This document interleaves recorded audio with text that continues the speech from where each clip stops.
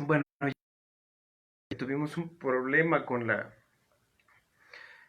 la señal de internet, algo pasó. Este, ya estamos aquí de nuevo. Se cortó la transmisión. Voy a tratar de que no suceda de nuevo. No sé qué pasó. Eh, vamos a continuar con la clase. Eh, Voy a esperar que se vayan conectando poco a poco.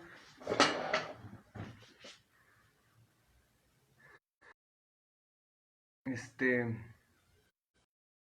Poco a poco vayan viendo que ya regresó la transmisión. Eh, Estábamos hablando hace un momento de la...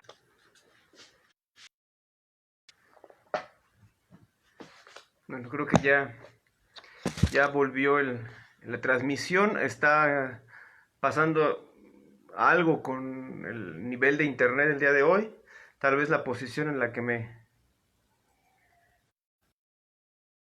Pero bueno, eh, decía entonces hace un momento, antes de que se interrumpiera la transmisión, que íbamos a hablar de las tres potencias de Jacob Burckhardt. Estábamos ya en el desarrollo de la primera, que es la de la potencia que denomina, bueno, la describe como el Estado, y mencionaba que para nuestro autor no se podía precisar un origen,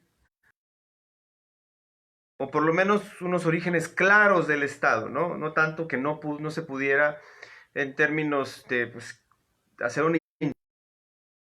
el origen del Estado,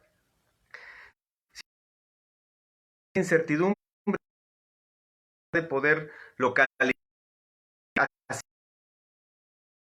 originarios del Estado, hacían de todas maneras imposible ir en búsqueda de una idea de cuál fue el origen del Estado. Entonces nos va a aventurar algunas ideas. Él va a decir incluso que cuando Rousseau ubica en un acuerdo contractual el origen del Estado, en realidad no, él lo hace sabiendo que es imposible creer que un acuerdo entre una comunidad humana habría de alguna forma constituido el origen del Estado. Dice, Rousseau lo hace sabiendo, utilizando esta expresión como una metáfora para poder darle propia teoría, ¿no? Sin embargo, bueno, tampoco está de acuerdo con esta idea de el Estado como una unión del pueblo, lo vamos a ver luego, que no entiende al Estado como si fuera la totalidad del pueblo, como la entendía Hegel, ¿no? La va a entender de forma diferente. Bueno, algo está sucediendo, se está cortando demasiado la transmisión. Voy a tratarme de mover del estudio, vamos a hacer un poco epicúreos el día de hoy. Vamos a ir al jardín que tengo cerca de donde está el módem para que no haya ningún problema. Bueno, vamos a continuar entonces. Decía, el Estado, me voy a acomodar creo que aquí sí no se me está cortando la transmisión. Hay mucho sol por acá.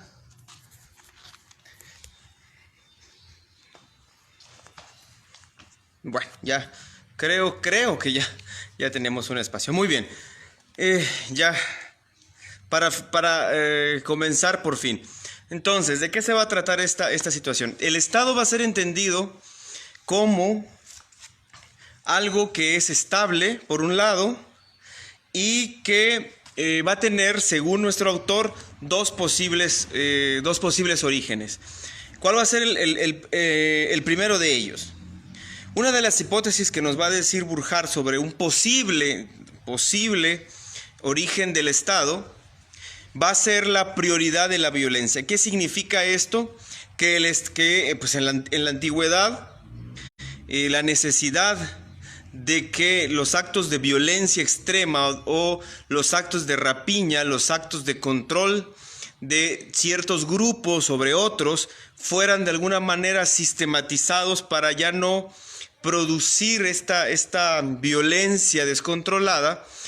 Se organiza un Estado para que de alguna manera este Estado sistematice la violencia, o sea, ya no sea una violencia subjetiva que se vaya hacia todos, ¿no? Sino que el Estado de alguna forma va a organizar esta violencia y a darle una idea de control, por así decirlo, ¿no? La segunda tiene que ver, la segunda hipótesis sobre el origen del Estado tiene que ver con una terrible o extraordinaria, le llama él, violencia que determinados pueblos van a ejercer sobre otros para someterlos.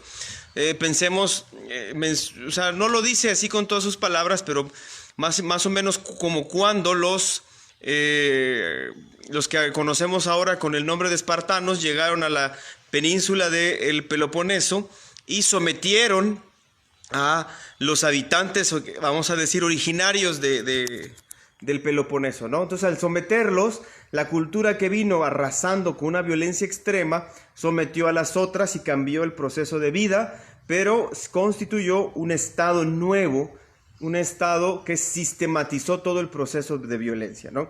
Entonces, esa va a ser una de las hipótesis, ¿no? La otra que tiene que ver con la constitución de lo que él llama el Estado patriarcal. ¿Cuál va a ser el Estado patriarcal? Bueno, aquel Estado que va a ser regido o va a ser constituido por un hombre, por la figura de un hombre, de un patriarca, y este patriarca nos va a dar leyes, dar guías y formas de vida. Entonces este patriarca se va a constituir en la figura rectora, ¿no?, de una comunidad, y al tener ciertas guías, al tener ciertas leyes, al tener ciertas normas y ciertas pautas de conducta, entonces empieza a hablar como de una especie de Estado. Él pone 3 ejemplos que me parecen bastante claros. Pues obviamente el primero que pone es Moisés. Recordemos que Moisés, independientemente de que lo veamos aquí en este momento como una figura bíblica, de alguna forma va a constituir un patriarca que le va a dar estructura a determinado pueblo, el pueblo judío, para luego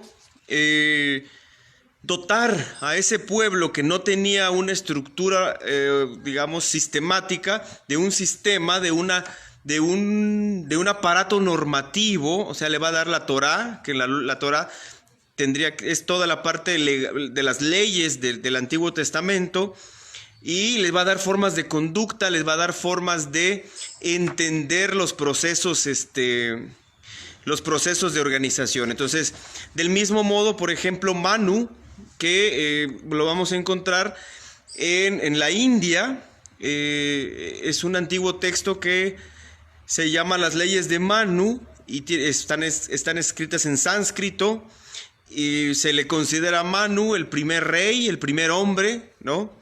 Y va a darle también a su pueblo leyes, va a darle también a su pueblo, le va a dar una organización, una forma de conducta. Y también va a poner un ejemplo de el Zend Avesta, que es de Persia, que tiene que ver con testimonios, leyes, etcétera, formas de liturgia de la religión del Zoroastro o la religión zoroástrica. Estos 3 elementos, va a decir nuestro autor, forman el Estado patriarcal. Las características del Estado patriarcal las vamos a entender como este Estado que está guiado por la figura de un patriarca, y este patriarca no solamente es una figura ejemplar, sino también una figura que va a dotar de leyes, formas de conducta y formas de vida específicas a un pueblo. Y este pueblo, que previamente estaba desorganizado y estaba, vamos a decir así, improvisando o espontáneamente construyendo formas de organización, ante esta estructura patriarcal cobra sentido y cobra organización, ¿no?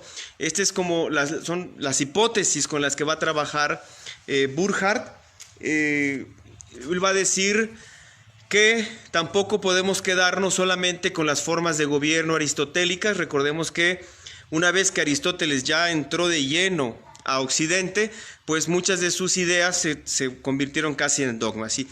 Las tres formas de gobierno rectas, o sea, de los justos estados, la monarquía, la aristocracia y la república, no podían ser para Burckhardt las únicas formas de entender al gobierno, ¿no? Al Estado. Y él va a decir que tendríamos que recuperar, además de la monarquía, además de la aristocracia y además de la república, tendríamos que recordar la monarquía medieval, las monarquías universales, los Estados Unidos, ¿no? Y los estados que se constituían a partir de conquistas. Recordemos el ejemplo que poníamos de la invasión de los espartanos a la península del Peloponeso previo a la constitución del Estado espartano, ¿no? Él va a poner las conquistas también como la española, como la inglesa, etcétera, etcétera, como ejemplo también de la constitución de un Estado. Entonces va a decir, aquí están las formas que podemos también ampliar sin dejar propiamente las tres formas rectas de gobierno que tiene Aristóteles, ¿no?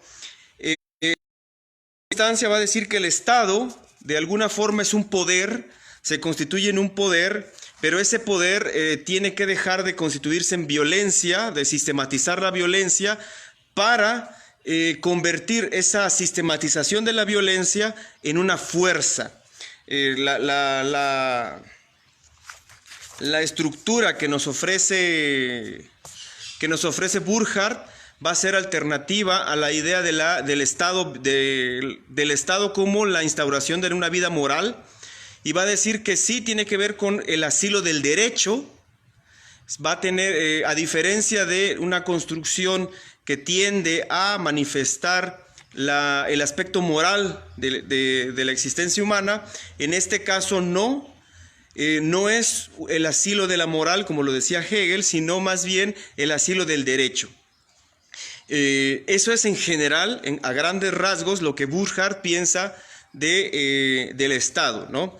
Recordemos la posibilidad de estabilidad que va a generar el Estado, la va a generar en función de eliminar la mayor cantidad de incertidumbre para alcanzar una cierta estabilidad de todas las partes que constituyen al Estado. No lo va a entender, concluyendo, como el pueblo todo, sino como una organización que por derecho no se sistematiza, sino se organiza a partir de ciertas formas de derecho. Eso es lo que nos va a decir Jacob Burckhardt de forma general del Estado. Luego nos va a hablar de la religión, que es la otra potencia, en la traducción de Wenceslao Roses, así está, la otra potencia, que es la religión, y va a referir el origen de la religión por una especie de necesidad metafísica del hombre. Va a decir que la religión, y lo mismo que con el Estado, no va a acudir a explicar de forma amplia los orígenes de la religión, no va porque lo mismo dice, son espacios en que los sueños de los seres humanos se van a confundir con las expresiones sistemáticas de una religiosidad interna, íntima, y él no puede acudir hacia esos territorios, ¿no? Pero va a hacer una especie de descripción de las religiones, sobre todo contemporáneas, para poder él dar como las notas esenciales de esta potencia que es la religión, ¿no? Va a hablar de una forma, todos los pueblos y todas las épocas han manifestado un aspecto religioso. Sin embargo, va a hacer una separación bastante clara entre las religiones que no tienen dentro de sus conductas, vamos a decir así, esenciales, el trabajo y una vida secular, con aquellas que sí tienen una vida plenamente religiosa, pero la laboriosidad, el trabajo y una rica vida secular, vamos a llamarle así, como, y pone dos ejemplos, Inglaterra y Holanda, no logran constituir religiones que logran producir a partir de lo que les llega de fuera, pero sus propias formas de organización religiosa, ¿no? Va a poner algunos ejemplos, va a hacer una, ¿cómo decirles? Va a hacer cierta estructuración de lo que para él significan se pueden clasificar las religiones. Va a decir que hay sistemas panteístas como los de Oriente y los sistemas politeístas de Occidente, sobre todo en la India. Los monoteísmos judíos, por ejemplo, el monoteísmo judío y el Islam. Y por último va a colocar a la teoría de la Trinidad como otra forma también de religión. Nos va a hablar primero de las religiones nacionales, para luego hablar de las religiones universales. Las religiones nacionales las va a enmarcar en estructuras puramente regionales que le van a dar sentido a las expresiones metafísicas de una comunidad, de una determinada comunidad, que de alguna forma procuran que estas necesidades de carácter metafísico, pero también contemplativo, pero también de alguna forma de carácter íntimo, se puedan manifestar o se circunscriben al espacio de una determinada región. Estas religiones nacionales pueden de alguna forma constituirse en religiones universales, pero su función básicamente es la de dotar sentido metafísico a determinadas regiones.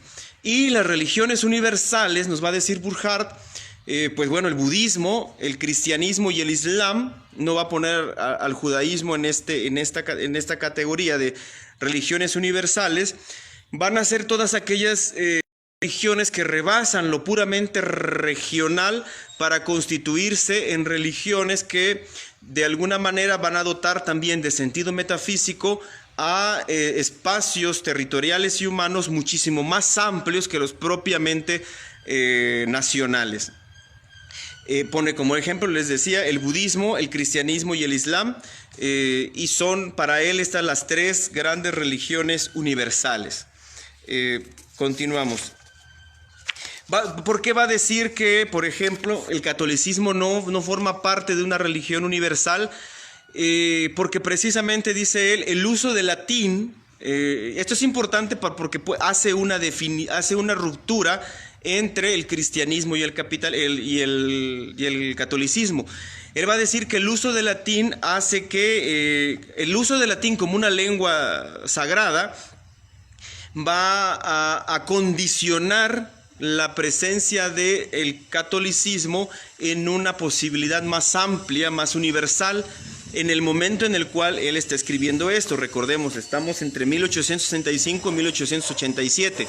Entonces, nos va a decir esto porque de todas maneras el catolicismo, esto lo va a circunscribir a un espacio geográfico delimitado, específicamente a gran parte de Europa y sobre todo de Europa mediterránea y del sur.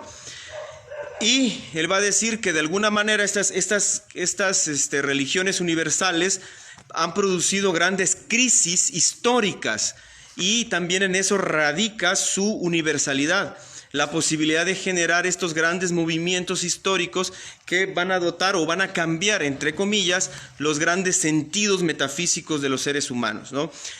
Claro, va a ser un gran corte brutal con respecto a la constitución de la escolástica en la Edad Media, por ejemplo, y cómo este movimiento, como dice Van Illich, es semejante al rompimiento que surgió con el protestantismo. Sin embargo, esto no lo va a tomar. Recordemos que no pretende hacer estas lecturas más allá. En el momento en el cual escribe él, se considera que el cristianismo es una forma más depurada y más universal que el capitalismo. Bueno, continuamos entonces. ¿Cuál es el concepto de cultura que nos va a ofrecer? Recordemos, es la tercera potencia a la cual nos vamos a acercar. Aquí vamos a hacer un corte porque es importante. Vamos a entender a esta definición de cultura que nos ofrece Burckhardt desde una perspectiva burguesa, ilustrada, europea. En la actualidad, como no hay, a veces se hace como una especie de crisis conceptual y entonces entramos en territorios en los cuales los conceptos empiezan a diluirse para constituirse en expresiones un poco acuosas, por decirlo de alguna manera.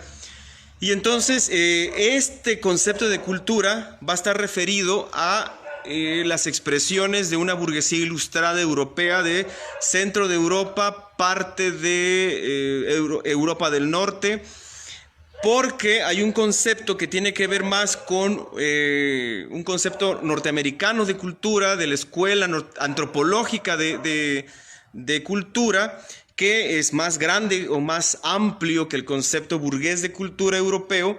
Sin embargo, este concepto norteamericano, antropológico, que tiene más un tinte ontológico, que se expresa en en todo lo que hacemos los seres humanos como expresión de nuestra humanidad, pues no cabe en este espacio, ¿no?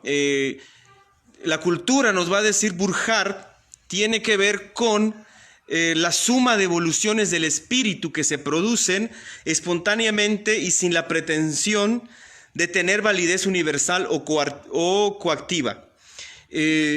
La cultura se va a manifestar en determinados nichos, por decirlos así. El primero de ellos, la lengua. La lengua va a ser, Burckhardt le llama el milagro espiritual del ser humano, ¿no? La lengua va a posibilitar identidades, va a posibilitar descripciones metafísicas, va a poder de alguna manera también posibilitar expansiones del ser humano a niveles en los cuales una explicación o una dotación de sentido pues nos da rasgos identitarios. Nos permite de alguna forma explicarnos la realidad, pero también explicarnos a nosotros mismos. O sea, este es el primer rasgo de una cultura, nos va a decir Burckhardt. Para finalizar, en que las culturas las lenguas más antiguas son más ricas en cuanto que se puede conocer, vamos a decir así, el desarrollo histórico que han tenido, ¿no? Y estas lenguas antiguas, o sea, que tienen que tienen una vida muy antigua, han constituido o han construido categorías, conceptos, explicaciones de la realidad que pueden dar muestra del desarrollo espiritual que han tenido sus pueblos, ¿no? Otro de los, bueno, ya haciendo la gradación, nos va a decir Burckhardt cómo se va a manifestar la cultura. Se va a manifestar a partir, por ejemplo, de pueblos que hayan podido desarrollar en el desarrollo de su historia minería, ganadería, agricultura, navegación, comercio y ingeniería, y hasta llegar a la prosperidad burguesa, ¿no? Y esta prosperidad burguesa se va a ver reflejada en la consolidación de las artes y las ciencias. Las artes y las ciencias, nos va a decir Burckhardt, perdón, se me dejé, como se nos cortaba tanto la señal, tuve que dejar parte de mi material aquí en el estudio. Voy rápido a recuperar. Aquí está el libro. Las artes y las ciencias van a ser los vehículos per se, constructores o creadores de cultura.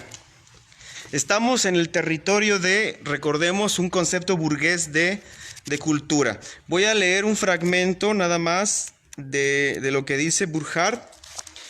Y aquí está, dice: Las ciencias son en parte el lado espiritual de lo prácticamente indispensable y el lado sistemático de lo infinitamente vario, es decir, las grandes sionistas y ordenadoras de lo que existe independientemente de ellas. En parte dan un paso más y lo descubren bien en forma de hechos o leyes. Finalmente, la filosofía intenta penetrar en las leyes supremas de todo lo que existe, pero también como algo que existe sin ella y antes de ella, es decir, eternamente. Las artes son algo muy distinto. Estas no se ocupan de lo que existe sin necesidad de ellas, ni se ocupan tampoco de descubrir leyes, precisamente porque no son ciencias, sino de representar una vida superior que sin ellas no existiría. Recordemos las viejas definiciones de arte, de dotar, no describir los hechos reales, sino los hechos ideales, etcétera, etcétera, etcétera. Esta distinción que hace Burckhardt nos va a dar las líneas para entender o interpretar cómo va a entender él el arte y la ciencia específicamente como manifestaciones o creadoras de cultura, ¿no? Del mismo modo nos va a decir que el comercio es otro de los rasgos esenciales de la cultura. Vamos retrotrayendo. Teníamos la lengua como un elemento esencial de la cultura. Tenemos a la prosperidad burguesa como vamos a decir así, el punto de llegada en el cual la cultura va a cobrar más o se va a ver fortalecida cuando una vez que llega a esta prosperidad burguesa, y esta prosperidad burguesa nos va a ofrecer dos puntos de guía que van a ser las artes y las ciencias, ¿no? El comercio nos va a posibilitar nos va a decir Burckhardt, la entrada a una vida de confort que de alguna manera genera un aspecto de separación entre los pueblos y nos va a producir esta famosa prosperidad burguesa de la cual nos está hablando Burckhardt. La constitución de centros de comercio, va a poner algunos ejemplos, Atenas, Florencia, ¿no? Son síntomas de un comercio que permite la sociabilidad, y esta sociabilidad, vamos a ponerla entre comillas, pero esta sociabilidad tiende a que los pueblos que generan esta cultura se van a ver fortalecidos por una apertura hacia el mundo diferente a las demás, porque él va a mencionar, por ejemplo, los grandes espacios culturales de la India, pero los va a ver como formas cerradas de cultura, no referidas a una forma de cultura burguesa, sino una negación de la cultura, básicamente, ¿no? Así lo llama él. Y va a decir que la cultura del siglo XIX va a ser el momento de llegada, el momento, vamos a decir así, culmen de todos los desarrollos históricos de estas tres potencias, ¿no? El Estado, la religión y la cultura. Por un lado vamos a entender el Estado que en ese momento se está constituyendo, cada vez más republicano, por decirlo de alguna manera. Las monarquías están declinadas, no desaparecidas completamente en Europa, pero están declinadas, están en un proceso de monarquía limitada, por decirlo así, porque así la llama Burckhardt.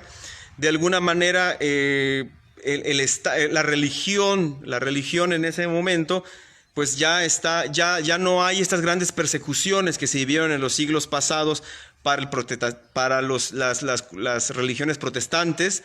Ya tienen espacios, ya tienen universidades, ya tienen espacios de construcción teológica, ya hay una reflexión fuerte en el cristianismo.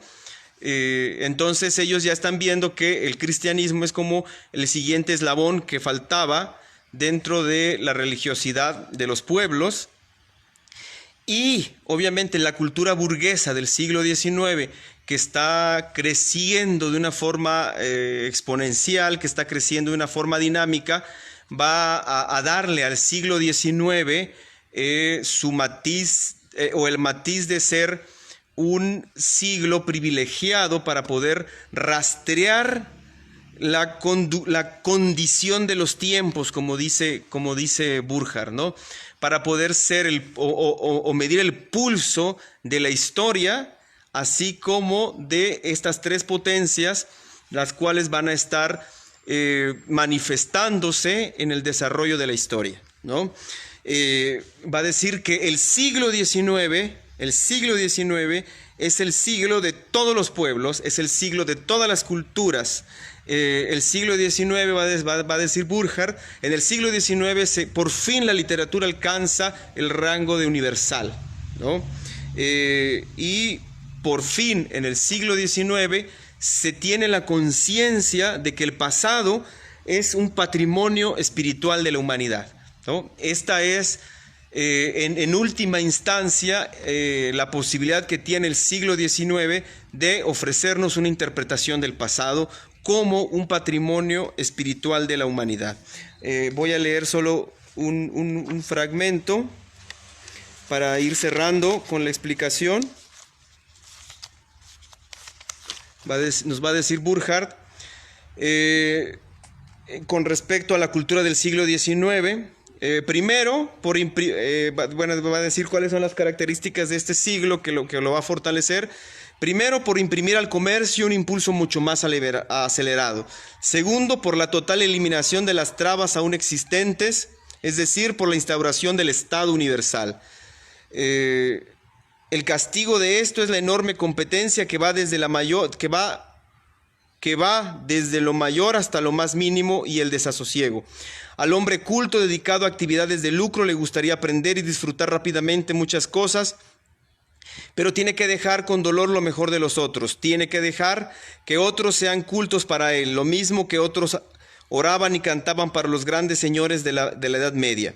Los hombres cultos, bueno, aquí ya habla, otra vez va a hablar mal de los hombres cultos de Norteamérica, ¿no? Es una de las características de Burckhardt, ¿no? Perdón, aquí está. Muy bien.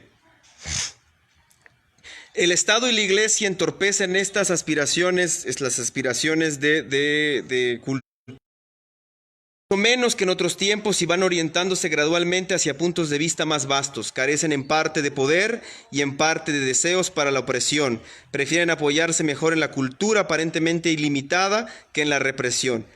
Muy bien, estas son las manifestaciones del Estado y la religión durante el siglo XIX, que va a poner Burckhardt como el punto de llegada histórico, ¿no? El punto de llegada histórico que va a permitir por fin a la historia dar cuenta de, pues ahora vamos a decir así, de sí misma, ¿no? Bueno, muy bien, esto sería, ayer hablamos de toda la parte introductoria que nos ofrece Jacob Burckhardt. Con esta clase cerramos lo que tiene que ver con la visión de la filosofía de la historia desde una perspectiva, vamos a llamarle así, romántica. Vimos desde Rousseau, Winckelmann, Herder, Schelling, Fichte. Kant lo dejamos de lado por esta vez porque lo vamos a tratar en las siguientes clases, y trabajamos a llegar hasta Burckhardt, que sería una especie de antítesis hegeliana, ¿no? Recordemos que se va casi, se va con sarcasmo, con ironía, se va con diferentes elementos de crítica hacia Hegel, ¿no? Se va directamente hacia Hegel, pero hay puntos de encuentro entre Burckhardt y Hegel, ¿no? Eso es indudable. Pero cerramos este momento. Vamos a hacer una especie de conclusión así de 5 minutos de lo que pudimos ver. Podemos hacer un análisis profundo del origen de esta idea de que el espíritu manifiesta los elementos históricos de sí mismo, ¿no? A partir de las evidencias y de los actos humanos, pero que subyacen en la construcción de grandes conceptos, ¿no? Mirábamos que en el origen de esta actitud hacia la historia estaba Rousseau, cuando nos dice Rousseau en su discurso de las ciencias, sobre el establecimiento de las ciencias y las artes, que el mundo actual, su actualidad, ya no daba cuenta de las virtudes, sino que de alguna forma las disfrazaba con envolturas civilizatorias y envolturas prefabricadas y artificiosas, y que la ciencia y las artes no manifestaban, por más que quisieran, la virtud del hombre antiguo, la virtud serena y real del hombre antiguo, y entonces que tendríamos que volver la vista hacia estas grandes poblaciones humanas que estaban en el mundo antiguo, ¿no? Eso es lo que nos va a decir Rousseau. Del mismo modo, esta actitud de mirar al pasado, que va a romper con la actitud ilustrada de ver, sobre todo en la Edad Media y algunas poblaciones humanas, como elementos a los cuales no habría que regresar, o habría que regresar, pero de forma hipercrítica, para ponernos en duda, y que el siglo de las luces era el siglo en donde por fin el conocimiento se iba a manifestar de forma natural. Esto hizo que los historiadores regresaran con esta actitud de Rousseau. Iba a ser una especie de proto-romanticismo que va a coincidir con la estructura de lo que hablábamos la clase pasada, que tiene que ver con el fortalecimiento del Sacro Imperio Románico Germánico, y cómo estos grandes hombres, como Wilkenmann, por ejemplo, que inicia en 1864 con la idea de que para hacer una historia del arte no acudir a las biografías de los artistas, sino a la esencia de las obras de arte, ¿no? Y entonces, si veo 10 obras de arte, en lugar de describir los aspectos técnicos y estéticos y estilísticos, estéticos sí, pero quiero decir elementos técnicos de la escultura o del arte, o biográficos del autor, lo que tengo que ver primero es el concepto de belleza. Tengo que recuperar los conceptos de valor, los conceptos de justicia, los grandes conceptos que están subyacentes en esas obras de arte y que son la esencia de ese arte, ¿no? Es lo que nos va a decir Wilkenmann, y pasamos por Herder, que también va a hablar, y esto lo va a recuperar Hegel, sobre el espíritu del pueblo, y nos va a hacer una serie de explicaciones sobre la historia. Va a hacer por primera vez en este espacio geográfico vamos a llamarle así, una unión entre la naturaleza y la historia, que van a caminar juntas. Esto lo negaba Burckhardt, lo vimos ayer. Van a caminar vamos a decir, juntas la naturaleza y la historia humana. Va a decir también que aquí viene la primera. Luego van a retomar todos, incluido el propio Burckhardt, la idea de que hay pueblos que no son históricos, y Herder es el primero que va a decir que China no es histórico, que la India no es histórico, y que los pueblos americanos no somos históricos, y que los pueblos que son históricos son estos pueblos que han generado los grandes movimientos de conocimiento, de cultura, y que de alguna forma empieza a dar las notas esenciales de Hegel, los aspectos básicos, ¿no? Sí, del espíritu. Y ya, para no hacer tan largo el cuento, solo vamos a recuperar a Fichte, cuando nos hablaba de que la historia tiene que ser estudiada a priori, porque el historiador o el filósofo de la historia no se va a encargar de hechos de gabinete, ni de archivos, ni de acudir a los hechos así tal cuales, ¿no? Sino a encontrar elementos de una reflexión racional, como lo va a decir Hegel, de la historia, y esto nos va a generar ciertas posibilidades de conocer los grandes conceptos que subyacen a las acciones humanas, ¿no? Recordemos lo que dice Fichte, la historia y lo dice textual, se va a generar a partir de una tesis, una antítesis y una síntesis, ¿no? y nos va a dar cinco etapas del desarrollo de la historia, y en esas 5 etapas del desarrollo de la historia nos va a decir, el último es la libertad, ¿no? Que también lo va a recuperar Hegel. El último es el pueblo que alcanza la libertad, ¿no? Y hasta llegar a Hegel, que pues es casi un resumen de todos los anteriores, pero Hegel va a encontrar en la autoconciencia de los pueblos, del espíritu de los pueblos, la posibilidad de la libertad absoluta, ¿no? Aquellos pueblos que empiezan a manifestar el absoluto, la totalidad, la presencia del espíritu a partir de ser capaces de reflexionar sobre sí mismo, este pueblo entonces está siendo libre a partir de esta propia reflexión, esta autoconciencia de sí, ¿no? Si esos pueblos tienen esa autoconciencia de sí, entonces son libres en ese sentido, ¿no? Recordemos, nos ponía el ejemplo de Persia como la libertad del uno, o sea, del rey, y eso no era una libertad completa. Los griegos también con una libertad limitada, entonces todavía no, pero ya estaban manifestando una posibilidad del espíritu, y al final él decía que en su tiempo se estaba completa expresión del absoluto, ¿no? Nos va a decir también que la historia es como un ave fénix, ¿no? Que muere y renace, muere y renace, muere y renace, ¿no? Él pone específicamente el concepto de la historia como un ave fénix, en el sentido de que el espíritu no muere, sino que se va a manifestar, va a morir un pueblo, pero recordemos las categorías que nos pone, la variación y el rejuvenecimiento, ¿no? Entonces, varía ese pueblo, o sea, muere, pero renace y rejuvenece, esclarecido, y nos plantea nuevos problemas, ¿no? O sea, al morir un pueblo, dice Hegel, muere este pueblo, pero renace esclarecido, con una expansión del espíritu, pero además esa expansión del espíritu nos va a llevar a plantearnos nuevos problemas del espíritu para alcanzar cada vez más una conciencia de sí, ¿no? Una conciencia de sí mismo, del propio espíritu. Entonces, básicamente en esas líneas estábamos las clases pasadas, hasta llegar a Jacob Burckhardt, que sería una antítesis, ¿no?, de Hegel. Hegel miraba al Estado como la instauración de la vida moral de los pueblos, al Estado como una emanación del espíritu, como una construcción del espíritu, ¿no? Los pueblos que se regían por medio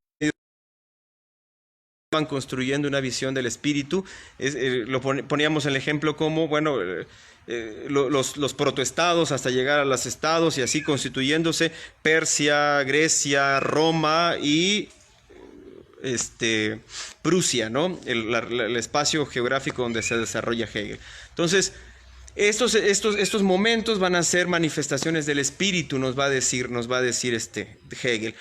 En contraste, Burckhardt, lo hablábamos ayer, venía de una tradición más desfachatada, por decirlo así, una más carnal, más visceral, menos contendiosa, más apasionada en el sentido de la joven Alemania. Recordemos lo que les decía ayer, esa joven Alemania que era comandada por Heinrich Heine, que eran apolíticos, pero hacían la crítica contumaz hacia la política y al Estado, a la religión, etc. Y entonces Jacob Burckhardt tiende precisamente a ser irónico, a ser sarcástico, y, como lo decía ayer, a eliminar esta tendencia a la autoridad, a la figura de autoridad. No se intimidaba ante la figura de autoridad.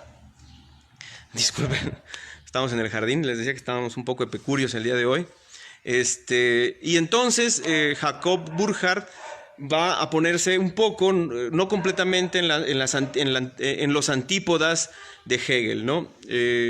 En el sentido de que para él el Estado va a constituirse como un Estado de Derecho. También lo va a decir Hegel, que el Estado de Derecho también es una manifestación propiamente del Estado hegeliano, pero en este caso es una manifestación más a lo Rousseau, un poco más laica, deslindada de los elementos puramente morales, sino de los elementos contractuales del ser humano, ¿no? De los elementos que tienen que ver con organizar el Estado a partir de sistematizar la violencia para construirlo en una fuerza que va a devenir en un poder, ¿no? Es lo que nos va a decir Burckhardt.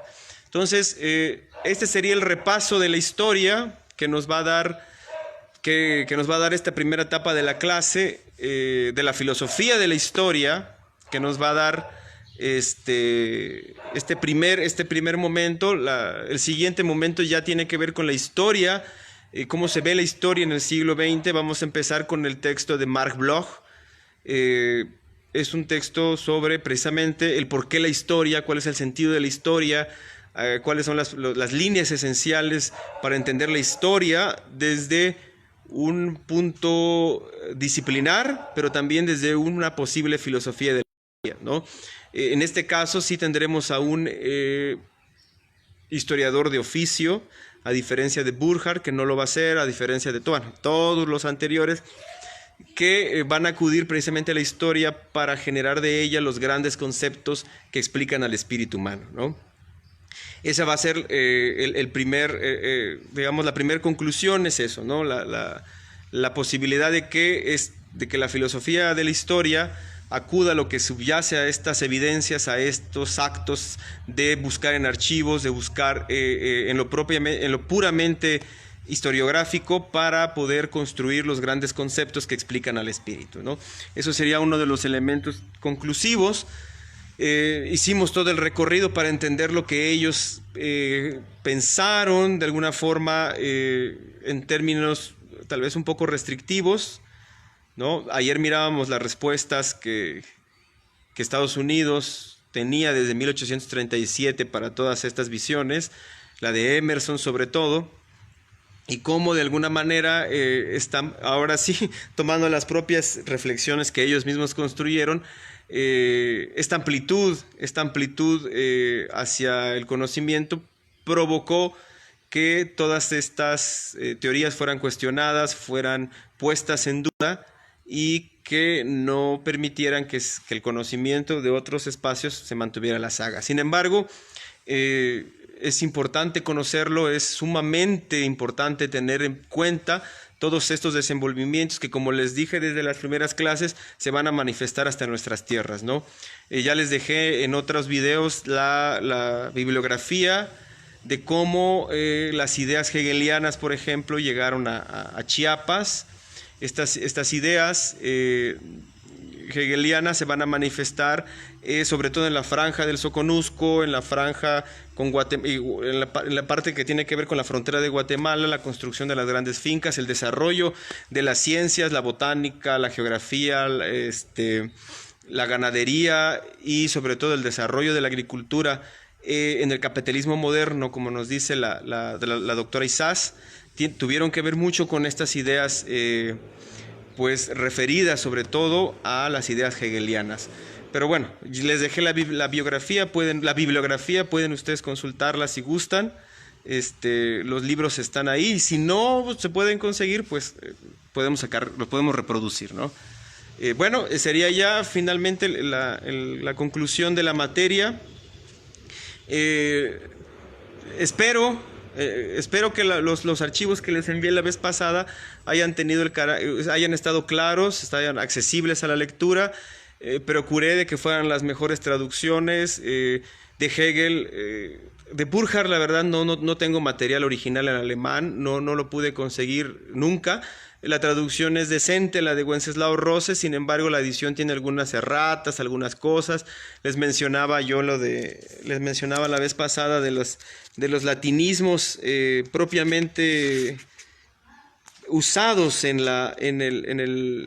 el texto, por ejemplo lo de contradictio in adjecto, que es un error, que es adiecto, pero insisto, no sé si es un error de Wenceslao o propiamente de Burckhardt, ¿no? Sin embargo, pues bueno, la traducción es adecuada. Les mencionaba las traducciones de Maynard, la edición de Maynard como la edición académica de Hegel, si pensaban trabajar en él, que es la edición alemana, la edición académica, crítica, histórica, etcétera, de Hegel, y las dos traducciones, la de Wenceslao Roses y la de José Gauss, ¿no? Que podían ustedes contar con ellas y son accesibles. En general, todo el material es accesible, espero que ustedes puedan buscarlo si les interesa indagar sobre estos autores. En realidad, Wenceslao Roses y José Gaos hicieron la traducción de todos, ¿no? O sea, si tenemos traducciones de ellos, pues en parte es gracias a estos dos y otros cuantos autores, pero básicamente Wenceslao Roses y José Gaos, ¿no? Cualquier duda, cualquier situación, corrección, cualquier comentario, lo pueden dejar en los comentarios y si no en el WhatsApp del grupo, ustedes ya saben, no hay ningún problema, para que podamos nosotros cerrar ya con esta primera etapa, ¿no? Bueno, una disculpa por los grandes problemas técnicos, no sé qué sucedió, pero me tuve que salir al jardín para poder filmar, porque en el estudio sencillamente no me fue imposible. Entonces les agradezco, nos vemos entonces en el WhatsApp y les doy las indicaciones generales de la siguiente lectura, que no es muy extensa tampoco, ¿no?